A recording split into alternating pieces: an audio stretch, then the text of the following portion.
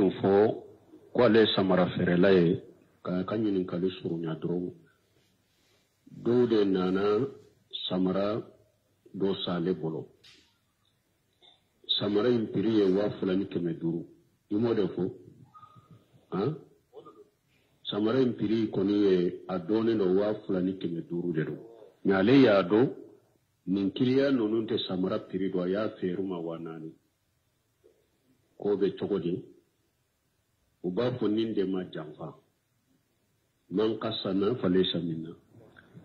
minye tono dantala de dante tono la men e fana ka ewa profite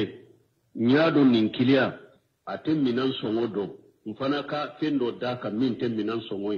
o e jamfa e o tebbe sariala na tige bora kalama tarani minaye aya do iya jamfa de adagara akana kika minan sagi mai ka wuri sagama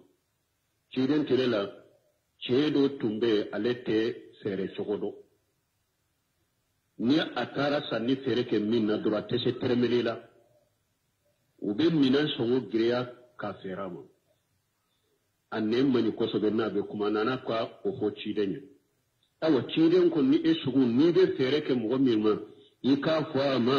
la khiyanata awa depusi sa jamfante ikanin jamfade bo ceyin tumba ko kuma len ne mani la khilabata na le ba ko mo minya ba ko la khilabata anne mani bo ciren ko ni be fere ke mo minni te nin kuma fay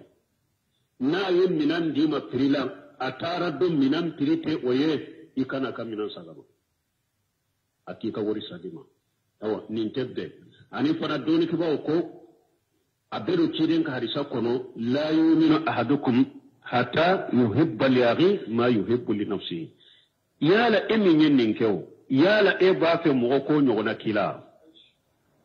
ew ifana kana ki balma mu'miniya ani ciren ka hadisa rahimallahu ar-rajul ila rahimallahu abda samaha ijaba wa samaha ijastara ciren ko alaka hinna mo gola mu'min ni alebe fen fere mo goma aba afera mani hinnay atetto no chamani ni nay doni sorodora be hinna mo goma sani fere kono ube na alebe fen tereme mo gomi bolo abe hinna ka fen sani bolo ka hinna la ka fen sani bolo prina fa be so isoro primina cire ne do ke nin tigiye awa abe sego ka kuma la yallahi do ta cire ne unusuhun li kulli muslim an ban kunnan je islama be ciden ka seba do adella ka so sa mo bolo de pisoyi nde kemela fo kana soyi nati wakile nyogona la aye soyi sakata so tigi ye soyi fera makeme atara nai ay tumama yelela soyi ka kakalla halalla je ako so tigi ma ko ka so be prisor minte ni nyere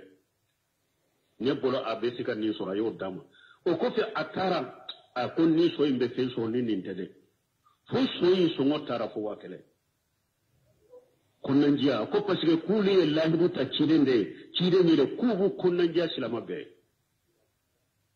ni alay akaso sapri dola alay re bado aso be prisor min to ye ama kunnanjiya kai ari kunnanjiya ke soyi ne fo so sora apri normalement donc hada maden ka ke kunnanjiya bagade ni fere togo atebbe ka ke balima silamala koy e bado ninte tremeli do ninte minan songo do nka profite ewa nka kunci ube nka prida ka minte minan pri wote daga yede ni hadisa ko so ko fa ambalma do yan ko ko di bar jamana ko balma do de na mo ala ya kan fa bina bani so tirala ito sibila so che ko gonde ko baba so da na jadi tersudah musuh pada ko baba jallo ba bon ko do ara nyinin kali boraye ko muso do de do a cede fatura muso bora idala abone idala ce dogoni ko abe muso isagi komi awa Allah da be chokomi ni korke sarai ba ka muso sagi ba ka muso ta min ko abe muso inta sunna mugote muso in fana na kam woye sunna mugode ko muso fana ko aba tirife ube ninke chogodi waliju walidiya dira ema anya fo yan koy dembo go tigine kana di cema na majena na furula kana di cema fo yire da ka fo kombenni fe bon don ko ko ni muso fana da tara fo ko abe cefe e fana min fana ya walijuye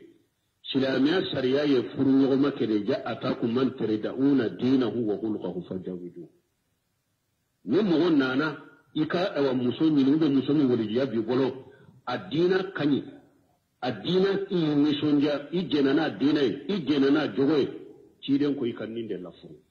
de muso kadama ni e waliju fana ya do muso fule ka fombe karasafe ni dina tigite jogonyuma tigite uga te sunnaka kana dama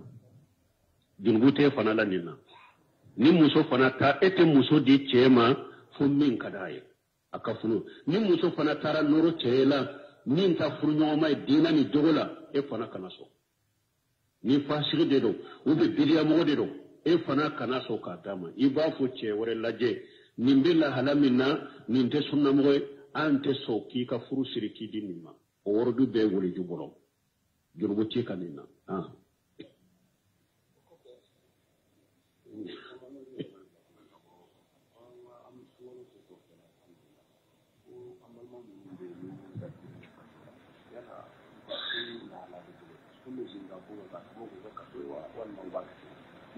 ko sungalon na to fule ambalma munun be kasola sumbe bi kabuka wa sunte bi kabuka kasola ube se ka sun chogo min ke be su ni to se ka su to ube la halamina ube sungalo juru deta ni ala ya ke nu bora uba juru sara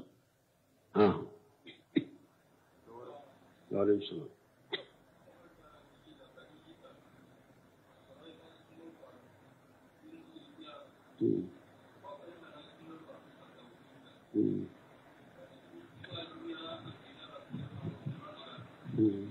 bo koni mogo min tara hijuke e tara hijuke wakati mi ya soro ebe fulanka fo ya baraw de la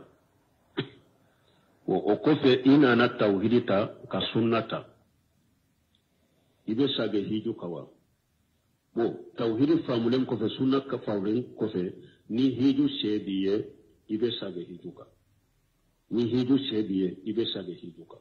ni hiju se fanatiye islami alen kofe tauhidi talen kofe limaniya talen kofe hiju sede tiye hiju tika ni hiju sebiye hiju wajibreka parce que hiju na kera fulanka fuya kote hiju odi yato muaju ka hadisan na fa babala jamana in kono maliyum be hiju ladege minke mogola ko sani jamana don ka boya an ku ladege hiju togola de akan kam min fuye folo akan maju ka hadisa de fo hiju dembe akan mu bisukun kono sanu ka bo mali kono ya فليكن أول ما يدعو إليه شهادة أن لا إله إلا الله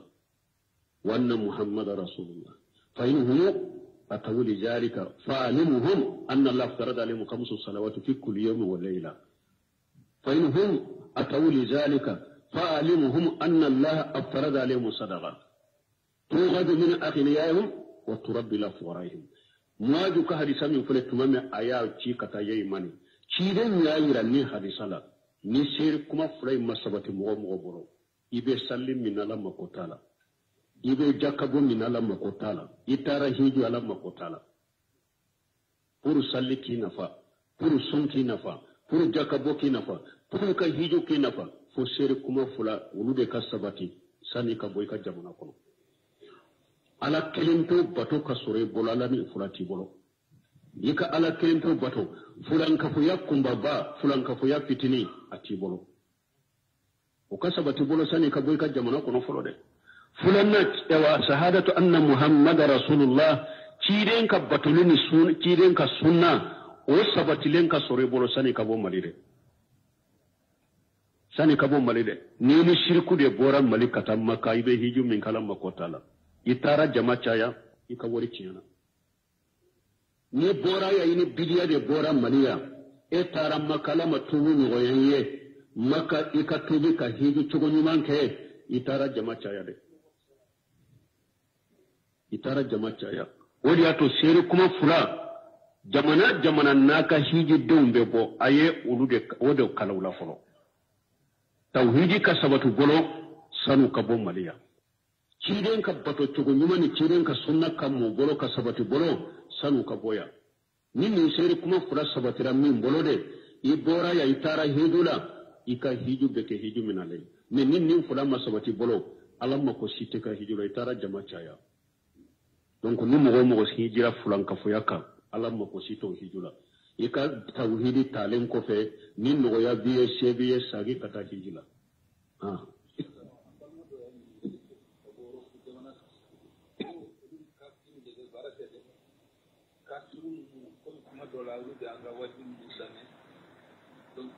madola kunjuga kuma na adede ko mutabi baka ameka ni ade to don fai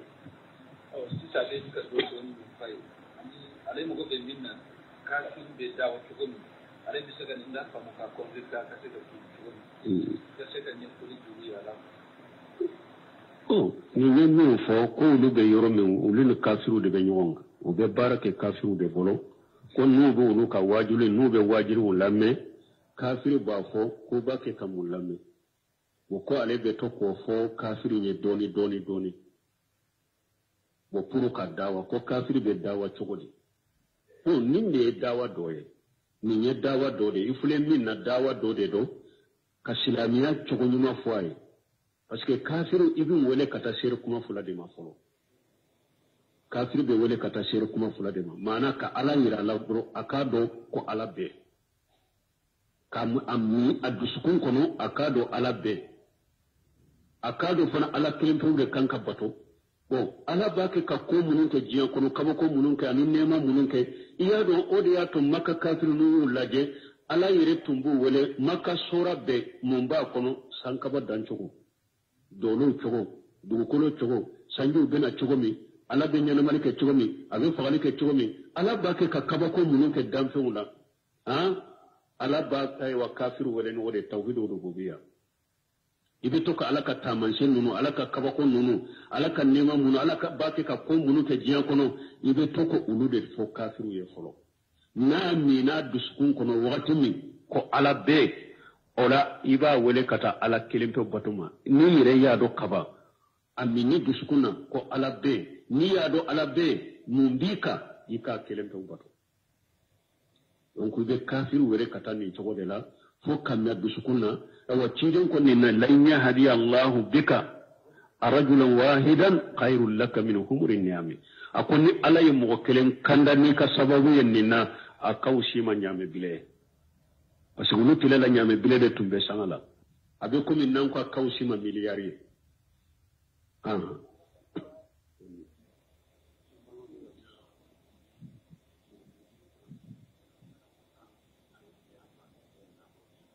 kata ko yala ni be muso furu kata laje folo abe chogodi oye sharia de ni e ba fe ka muso furu silamiya sharia la daga ye ikata folo ikata ka nyogo laje rede oye sunna ni sharia yirede ciren ko ni ba fe ka muso mi furu ta laje aka nyogo laje akonna ye nyogo laje adjara nyogo nye furu keroka ako ode kaka furu be duma ni nyogo je donc Allah jeli chogo damado bala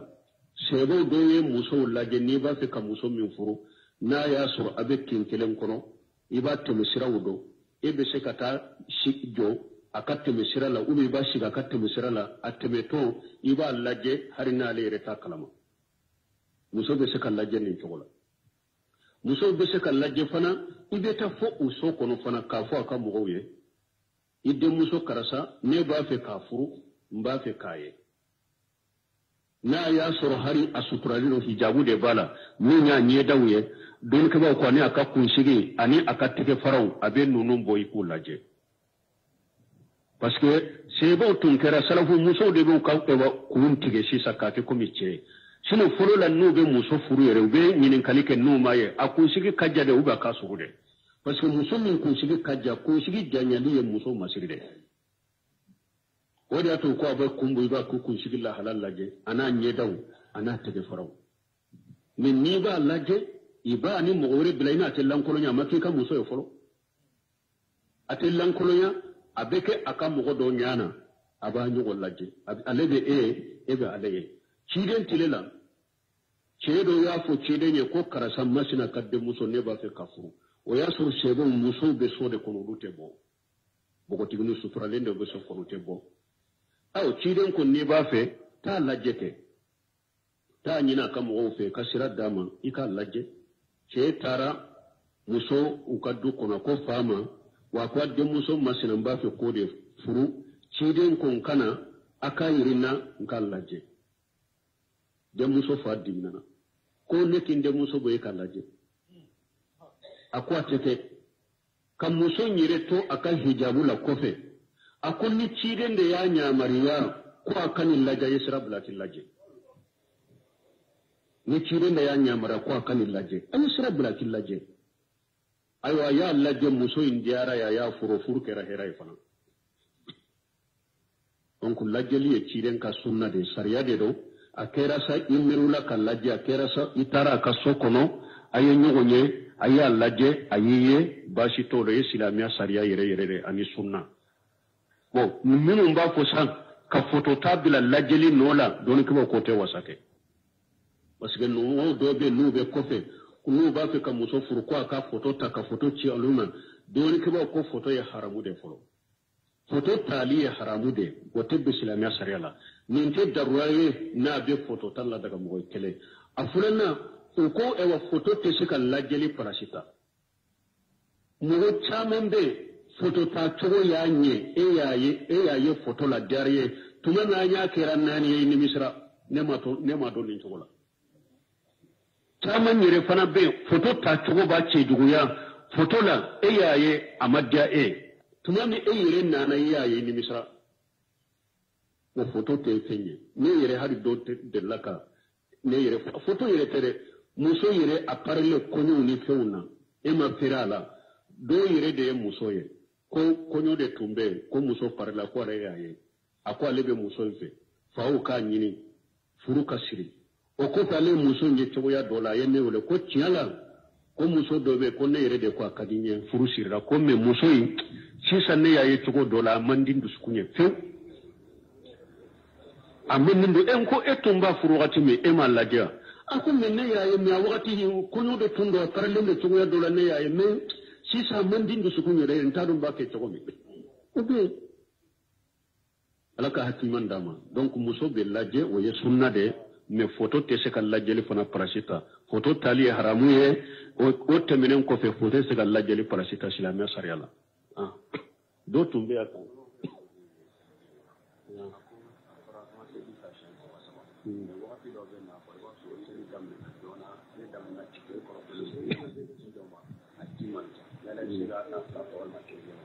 bon ko saliji ko a fɔra saliji sufɛw ka kɛ saba ye bolo kini bolo ko siɲɛ saba numan bolo ko siɲɛ saba i ɲɛda ko siɲɛ saba kini sen ko siɲɛ saba numan sen ko siɲɛ saba ko ji min bɛ e bolo a ka dɔgɔ sali waati surunya e bɛ se ka kɛ kelen ye u saba de fɔra o kelen bɛ ɲa sufe ka sufe kelen ko siɲɛ kelen a bɛ ɲa siɲɛ fila bɛ ɲa siɲɛ saba de y'a dan ɲɛ mais don kama u b'a yira ni mɔgɔ min tɛ kalanbaga ye kelen ni teliya kojugu tɛ mɔgɔ min kelen n'i ka sufe bɛ se ka ko ka ɲɛ a ka dɔgɔ kelen min ka sufe bɛ se ka ko ka ɲɛ a ka dɔgɔ ni min yɛrɛ tɛ kalanbaga de ye ani yɛrɛ faamulen de tɛ o ka kelen ka dɔgɔ sinon u saba de fɔra kelen bɛ ɲa n'i ye a kɛ kelen a ɲana a bɛɛ kɔra a bɛ ɲa fila bɛ ɲa saba bɛ ɲa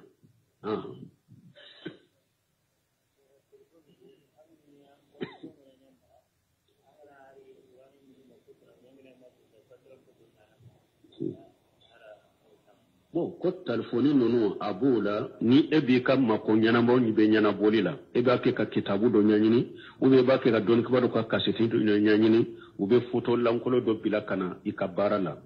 o bɛ cogo di bon nin bɛ komi nejiratul fajja u ye ciden ɲininka bon ni ne ɲa taara da muso ka k'a ye k'a sɔrɔ n ka laɲini tɛ de ciden ko i sirifu basara kan a ko i ɲa cɛ ka bɔ a la i ɲa yɛlɛma komi an ka jamana bɛ cogo min ewa i yɛrɛ kɔlɔsi cogo i bɛ bɔ min kalama dɔrɔn i ɲa bɛ taa da dɔ kan o ciden ko ni o kɛra i ɲa yɛlɛma bo photo lankulu munu fana bene ka telefoni kono to ko kelendo nu ya pilika e nya e watara do akatendro ka so ita kala mai nya yele maka bola ka e passe ka bo yire bolo fattaqullaha musatatu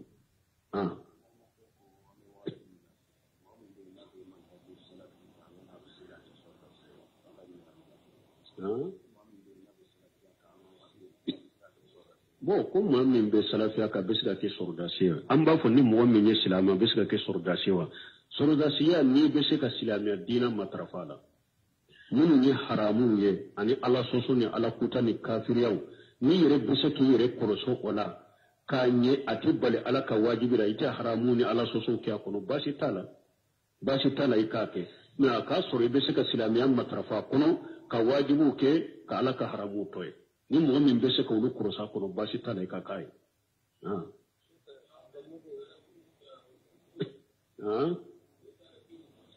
ube garda mun min ken non tara kafiru de no fe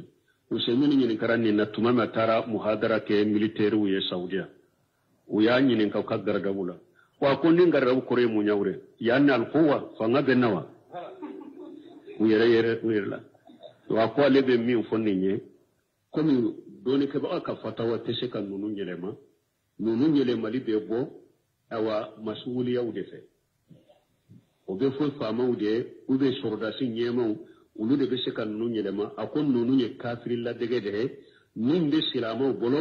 silama taye salamu alaikum de anika bolo de nyoma mi ka garda ko nunu fulen nye ni be bora kafiru de fe be kafiri la dege silama ka nyoma fo ye de salamu foli nyoma ani kabolo di nyoma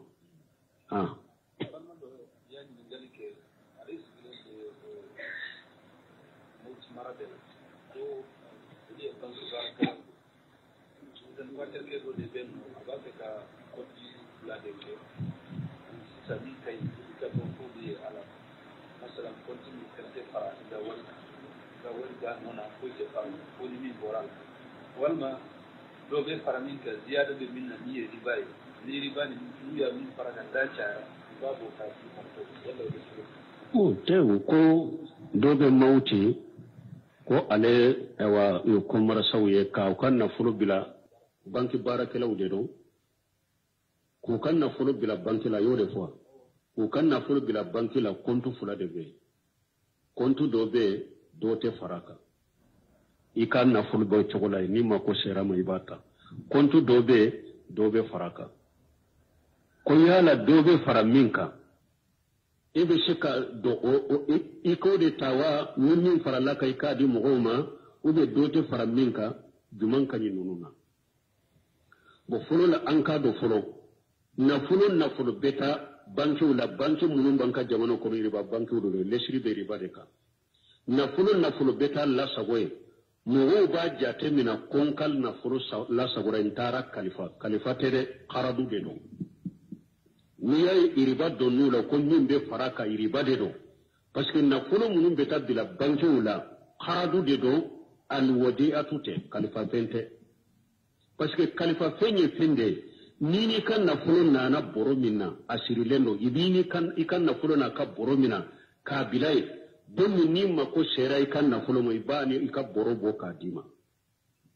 ninde to ko khalifa ninde ni yala banki tigu ni e tarikan na fulo dima ko tara Allah sagoye ibe ika boro ni kan na fulo de bilayewa o batra do ka kesi do kono ka barake nay ni na fulo fana do nay ka kesi kono ibe barake nay o te khalifa yede o ye qaradu be ناكر قرض فناي كل قرض جر النفوة فهو ربا قايدة دو بدون كباو بولو جرودو نابك سبب يمي جرودو نابي نفادو سما كلمة ربا دو أو بانكو كاب أنتري كيرا ربا من شغلنا كو أنتري بلو سيمين كو قصارة ديرو ونو تاويل كو أنتري دير قصارة تو تردي Predido, minde faritaka, antretele predido, kunkodo de serima diani lara. Waye nafaya, predido serima. Awa mugo kanin famu. Iya banki ka iriba ko minde faraka. Akera iriba itogodi. Eska okon na plite chamana, a iriba toko fule. akana fo kari kan na fulu min bila bankila kana fo ko kalifa de qaradu de do kalifa ire no be kan na fulu ni ka boro la saboy nu te magama o de to ko e wa kalifa min na be do ka keshi de ko be baraka na qaradu de do o de ya to min be faraitaka iriba do haramu do ikanata ewa ambe min fo nin tigeye kontu min ni fente faraka o kontu de dayele sembe faramen ka kanu dayele de konni ya ta ibadi fantama ayi ala ko wajaru ma bagya miriba min be faraka ala ko atoyele e kanata ate tawo ewa kontu min ni fente faraka o de kontu dayele sembe fara kontu min ka ni ya dayele na fara litaka hari ni e ma boya atoyele iriba dono tanka donne ka kontu kono iriba donaw iye iriba donni ka kontu law akana faraka yire de few fente fara min ka odeta ale ye fula de fo doni ke ba munu ne bu ka kitabu sege ube banke ko kalama kontu sabana yire be min be tige ka fentige ka boy bolo kontu do fana be oye ode fende be tige ne fote faraka ulu fana be na furu mu guruba Allah sagolin min ke sani mako ka shama ube fen tigiku ni ulu te barake na ka fen sura Allah kana fa sura Allah sagolin fana an fana ta Allah sagofu an be saramina ile ube tigiku bunu semiru kare mu da ko bashi tenina e ka hakke kata mu gonno fe akausa iriba ka do kan na fola e ka je ka hakke dola kata mu gonno fe ha e ka perje ka hakke dola o kausa iriba ka do iko donc nin kontu fula be kani tente fara minka mo be siko kontu daile a fulana tembe tige mi yere la be nun ko bantu min ko aunta a be tige de ka fo ba bilaye foite faraka o tere aun be pendo tige o yere basito o daile lida ame tembe fara fengo fenka kana dola subhanakallahumma rabbana bihamdika ashhadu an la ilaha illa anta astaghfiruka wa atubu ilayk info kwale samara ferelaye ka kanyin kali surunya dro de nana samara do sale bolo samara impiriye wa fulani keme duru imo defo samara impiri koni adone do wa fulani keme duru de do nyale ya do ninkiriya nonunte samara piri do ya feruma wanani ko be chokodi uba fo ninde ma jamfa man kasana falesa minna nye tono dantala de dante tono la men e fana ka ewa profite nyado ninkilia ate minan songo do mfana ka fendo daka minte minan songo o e jamfa e o tebbe sariala na tige bora kala matara ni minaye aya do iya jamfa de adagara akana kika minan sagi mai kaka wuri sagama ciden tilela cedo tumbe alete fere chogodo ni atara sanni fere ke minna dura tese termelila ube minan songo gireya ka ferama anne mani koso be na be kuma nana kwa ofo ciden awa ciden ko ni esugu ni be fere ke mo minma ika kwa ma la khiyanata awa depusi sa jamfante ikanin jamfade bo ceyin tumba ko kuma len ne mani la khilabata na le ba ko mo minya ba ko la khilabata anne mani bo ciren ko ni be fere ke mo minni te nin kuma foy na yin minan dima prilan atara do minan pirite oye ikana ka minan sagaba atika wori sagima awa nin tebbe ani fara doni ke ba ko abedo ciden ka hadisa kono la yuminu ahadukum hatta yuhibba li akhi ma yuhibbu li nafsihi yala emin yin kew yala e ba ke mo ko nyogo na kila ew ifana kana ki balma mu'miniya ani ciden ka hadisa rahimallahu ar-rajulu idha rahimallahu abda samaha ijaba wa samaha ijastara ciden ko alaka hinna mo wala mu'min ni alebe fen fere mo goma aba afera mani hinnay atetto mo chama nyini nay doni sorodora be hinna mo goma sani fere kono ube na lebe fen tereme mo gomi mbolo abe hinna kafen sani bolo ka hinnala kafen sani bolo pri na fa be so isoro pri minna cire ne do ka nin tigiye awa abe sebo ka kuma lo yallahi do ta cire ne unusuhu li kulli muslim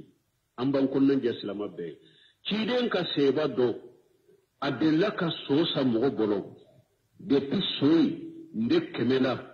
fu kana soyi nati wakile nyugunala aye soyi sakata so tigiye soyi fera makeme atara nai ay tumama yelela soyin ka kakalla halalla je ako so tigi ma ko ka so be priso minte ni nyere ne bolo abesika ni so rayo dama o ko fi atara ako ni soyin be feso ni nintede fo soyin so ngotara fo wakele konanjia ko pasike kuli lahi buta chidende chidende kubu konanjia silama be ni alayi akaso sa pri dola alayi re bado asobe prisor min toye ama konanjia kai ari konanjia ke soye fo so sora apri normalima donc hada maden ka ke konanjia bagade ni fere chogo ate be ka ke balima silamala koy e bado ninte tremeli do ninte minan songo don ka profite ewa nka kunci ube nka prida ka minte minan pri wote daga yede ni hadisa ukoso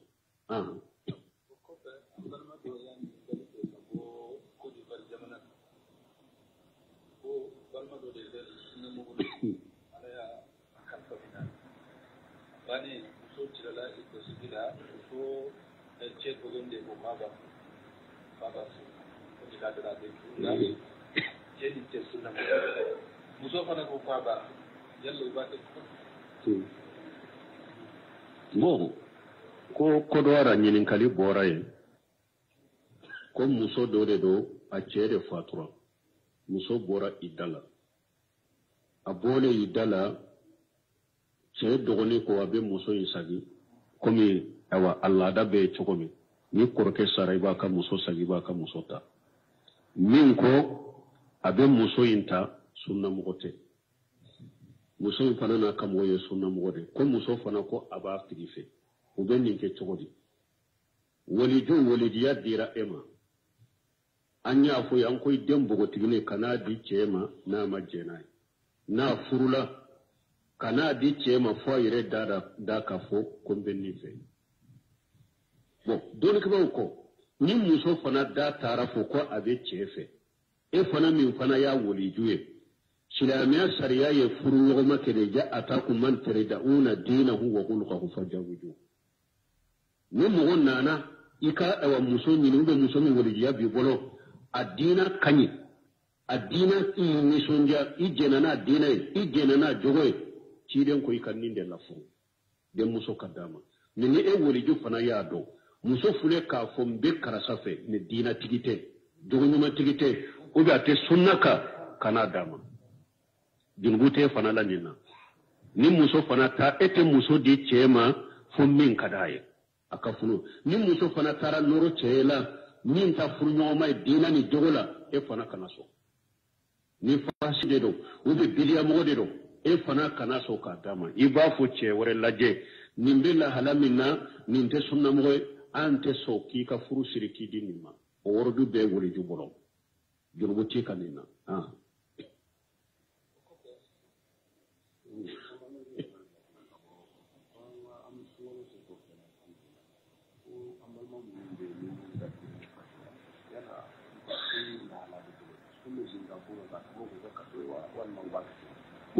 ko songalon na to fule ambalma munun be kasola sumbe bi kabuka wa sunte bi kabuka kasola ubese ka sun chogo minte besu ni utese ka su pe ubella halamina ube sungalo juru deta ni ala ya ke nu bora uba juru sara alayhi salam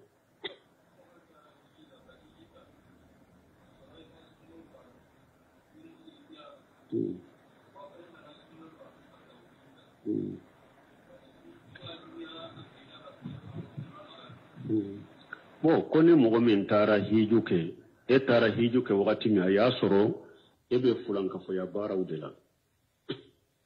o kofe ina na tawhidita ka sunnata ibe sage hijuka wa bo tawhidi famulen kofe sunna ka fawlen kofe ni hiju sebiye ibe sage hijuka ni hiju shebiye ibe sage hijuka ni hiju she fanatiye islami alen ko be tawhid talen ko fe limaniya talen ko fe hiju she tiye hiju tika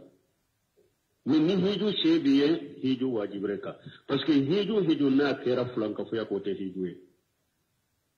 odi yato muwaju ka hadisan na fa babala jamana in kono maliyum be hiju ladege min ke mogola ko sani jamana don ka boya an ku ladege hiju chogola de akan kam min fuye folo akan maju ka hadisa de fo hiju dembe akan mu busukun kono sanu ka bomba le kono ya fal yakun awwala ma yadu ilay shahadatu an la ilaha illa allah wa anna muhammadar rasulullah fa innahu atawu li zalika fa'alimuhum anna allah farada alayhim khamsu salawati fi kulli yawmin wa layla fa innahu atawu li zalika fa'alimuhum anna allah farada alayhim sadaqa tughadu min aghniyaihim wa turabbi la fuqaraihim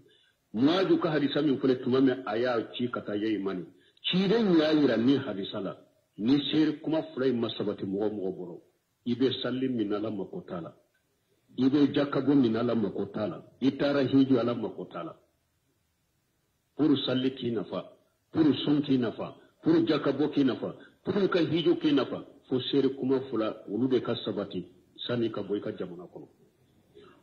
ala kelimto bato ka sore bolala ni fulati bolo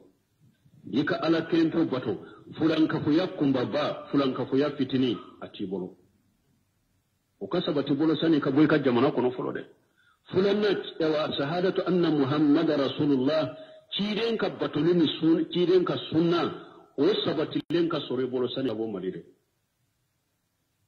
sani ka bo malide ni shirku de boran malikata makka ibe hiju min kala makotala itara jama caya ika wori ciyana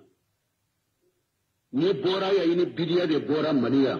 etara makala matubu ni goyenye maka ika tubi ka hiju chugo nyumanke itara jama caya de itara jama caya wodi ato seri kuma fura jamana naka hiju de aye ulude wode kalawla folo tawhidi ka sabatu golo sanu kabo maliya ciren ka bato cogo nyumani ciren ka sunna ka mo bolo ka sabati bolo sanu ka boya ni sere kuma fura sabatira min bolo de i bora ya itara hidula ika hiju beke hiju minalay ni fura ma sabati bolo alamma ko site ka hijura itara jama chaya donc ni mo hijira fulan ka fuyaka alamma ko sito hijula ika tawhidi tan ko fe ni mo ya biye shebiye sagi kata hijula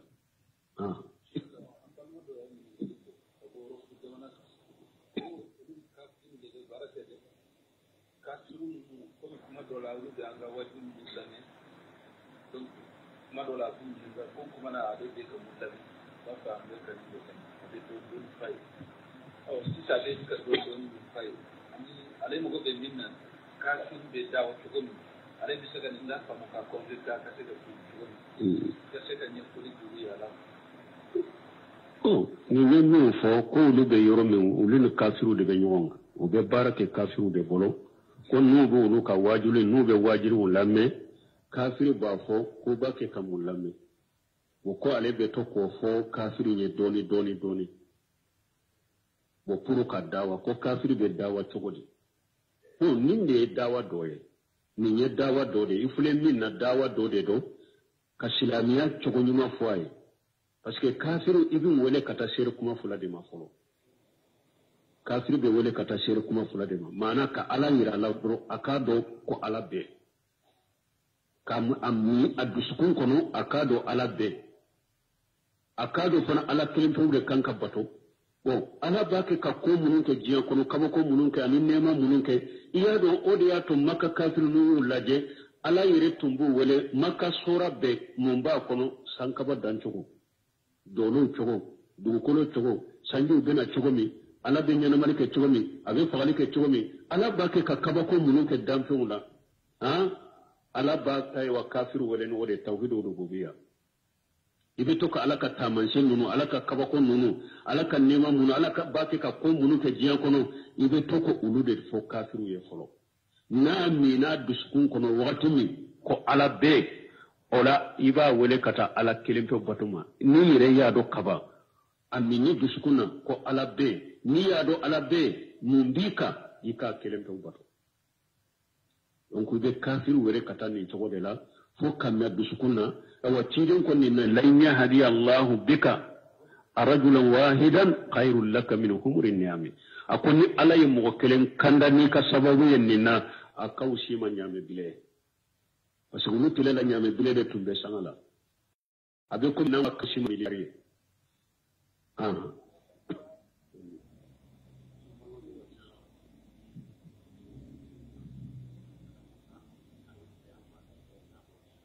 kata ko yala ni be muso furu kata laje folo abe chogodi oye sariya de ni e ba fe ka muso furu silamiya sariya la daga ye ikata folo ikata ka nyogo laje rede oye sunna ni sariya yere kiren ko ni ba fe ka muso min furu